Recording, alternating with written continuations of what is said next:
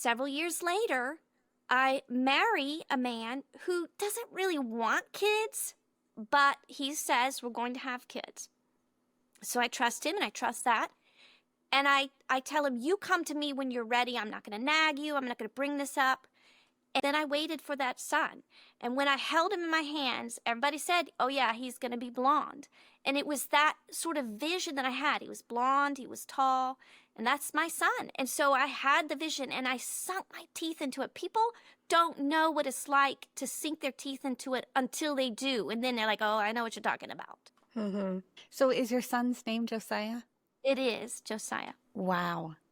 Okay, so when you had this vision, did you think this represents something, or this is what's going to happen? Or was there any kind of confusion? Did you know immediately? Like, what was that? It was pretty simple. It was very straightforward. There was a boy and there was a girl. And I even had other people come up to me and say, it's people I would trust to hear from God, not necessarily prophets, but, people who I would trust. And they said, I was praying for you out of the blue.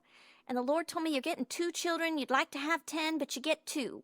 And I was laughing because that would be exactly how I would have said it. I would have loved a passel full, and I ended up with 2. But I had that vision, and I knew it was 2. And so then, I had my son, and then I had my daughter. And my daughter's name is Cassia, which is a different name. It means broken and crushed to perfection by God through prayer to the victorious end. That's what her full name means.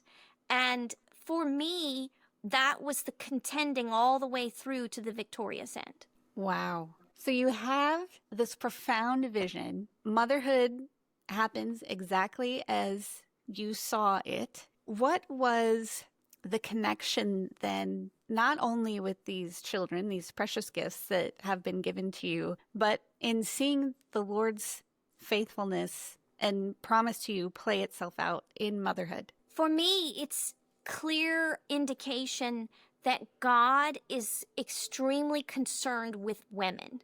I think we kind of imbibe in Christianity that God is more interested in the men because he gives so many men's stories, in the Bible. But with women, he enters into our areas, into our tents, where the stuff is happening, and the diapers are being changed, and the dishes are being done, and the life is being held together, glued together. And he enters into the women's stories, either to rescue them or to give them transformation like Leah, or to give them their heart's desire like Rachel. Whatever it is, he's entering into the women's stories.